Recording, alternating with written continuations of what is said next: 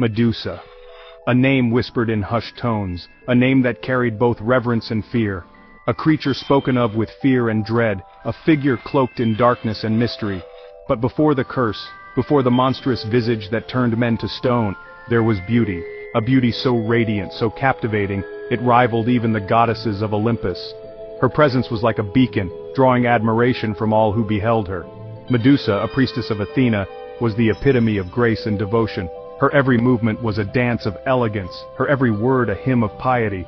Her hair, a cascade of golden tresses, shimmered like spun gold, catching the light in a way that seemed almost otherworldly. Her eyes, deep pools of sapphire, held a gentle warmth that could soothe even the most troubled soul. They were windows to a heart filled with kindness and compassion.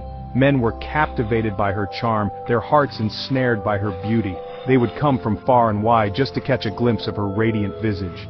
Medusa's days were filled with the rituals of the temple, her life dedicated to serving the goddess Athena. She performed her duties with unwavering devotion, her heart pure and her spirit unyielding. She tended to Athena's sacred gardens, her laughter echoing through the marble columns like a melody of joy. The flowers seemed to bloom brighter in her presence, the air filled with the fragrance of her grace. She sang hymns of praise, her voice as sweet as a nightingale's song, filling the temple with a sense of peace and reverence. Her songs were a testament to her unwavering faith and her love for the divine. Her life was a tapestry woven with piety, grace, and the adoration she effortlessly inspired.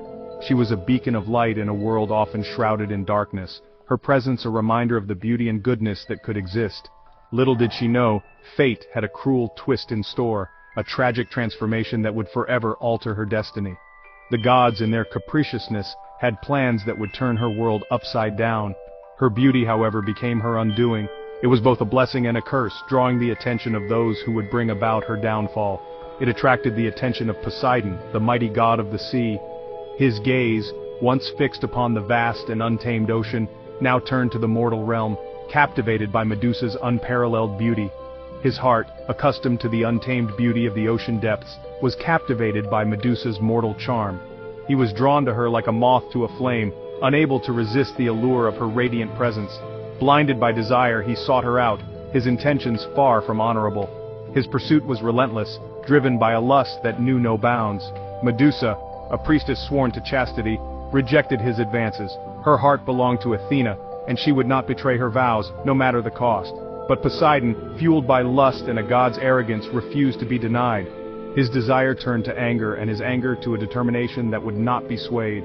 In Athena's own temple, a place of worship and sanctuary, he violated Medusa, shattering her innocence and setting in motion a tragic chain of events.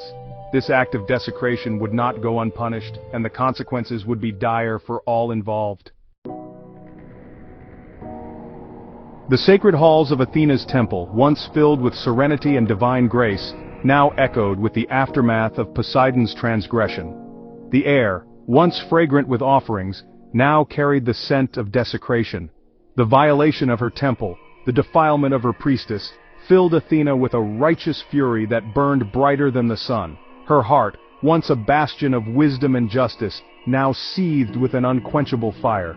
Her anger, however, was not directed at Poseidon, the sea god who had committed the act, but at Medusa, the mortal who had been wronged. In her divine eyes, Medusa had become the symbol of the temple's defilement. Athena's wrath was swift and terrible, a storm of divine retribution that knew no mercy. Her judgment was as unyielding as the stone columns of her temple. She could not erase the act, but she could punish the mortal who had, in her eyes, tempted the sea god. Medusa, once a devoted priestess, was now the target of Athena's unrelenting fury. Medusa's beauty, once her greatest asset and a source of admiration, became the focus of Athena's curse. Her radiant visage, which had once inspired awe, was now a canvas for divine retribution. Her once lustrous hair transformed into writhing serpents, their scales shimmering with venomous intent. Each snake, a living testament to Athena's wrath, hissed with a life of its own. Her captivating eyes, once filled with warmth and kindness, became cold and reptilian, devoid of any human emotion. They were now windows to a soul tormented by divine punishment. A single glance from them could turn a man to stone, freezing him in a moment of terror for all eternity. Her gaze, once a source of comfort, was now a weapon of unimaginable power. Her skin, once soft as alabaster and admired by many, hardened into scales, cold and impenetrable. The transformation was complete. She was no longer the woman she once was. Medusa, the epitome of beauty, was transformed into a hideous Gorgon, a creature of nightmares. Her form, once celebrated, was now a symbol of terror and despair. The temple, once her sanctuary and place of worship, became her prison. The sacred space that had once offered solace now echoed with her cries of anguish. The whispers of admirers transformed into murmurs of horror. The people who once praised her beauty now spoke of her with fear and revulsion. The curse was not just physical, it was a deep-seated loneliness, a severance from humanity. Medusa was isolated, cut off from the world she once knew and loved. Medusa, the victim of a god's desire and a goddess's wrath, was branded a monster, forever burdened with the consequences of another's transgression. Her story, a tragic tale of beauty defiled and innocence lost, echoes through the ages. Cast out from civilization, Medusa found herself exiled to the desolate ends of the earth. She sought refuge in a cave, hidden deep within a land shrouded in perpetual darkness. The once vibrant priestess, now a creature of myth and terror, was left to grapple with her monstrous reflection. The transformation was not just physical, it was a perversion of her very being. The gentle touch she once possessed was replaced with a deadly poison. Her gaze, once filled with kindness, now held the power to petrify. The warmth of life had been replaced with the chill of death. She was a prisoner in her own body, feared and reviled by the very world that once adored her. The world, in its ignorance, saw only the monster, not the tormented soul trapped within. But exile, though cruel, also became her shield. It forced her to confront her own power, to understand the devastating potential that now coursed through her veins. The power to turn a man to stone with a single glance is a terrifying ability, one that strikes fear into the hearts of all who hear of it. It is a power that isolates, a power that breeds fear and mistrust. Those who possess it are often shunned, left to wander alone in a world that no longer welcomes them. Medusa, alone in her exile, discovered the true extent of her curse.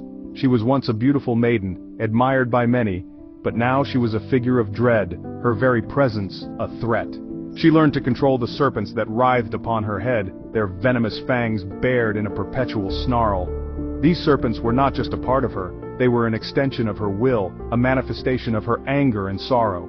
Her eyes, once symbols of warmth and affection, became weapons. They were no longer windows to her soul, but rather instruments of death, capable of freezing a person in their tracks with a single, accidental glance. One look, even accidental, could end a life, freezing a person into an eternal statue of their final terrified moment. The transformation was swift and merciless, leaving behind a stone effigy that captured the essence of fear. The very air around her crackled with a palpable tension, a silent testament to the deadly power she now possessed. It was as if the atmosphere itself was charged with her anguish and rage, a constant reminder of her cursed existence. Stories of her power spread like wildfire, carried on the whispers of sailors and merchants. These tales grew with each retelling, painting her as a monstrous figure, a creature to be feared and avoided at all costs. The world painted her as a monster, a creature of pure evil. To them, she was no longer Medusa, the maiden, but Medusa, the Gorgon, a being of nightmares. But deep within the recesses of her heart, a flicker of her former self still remained. She remembered the days when she was loved and cherished, and those memories kept a small part of her humanity alive. She did not seek out victims, did not revel in the fear she instilled.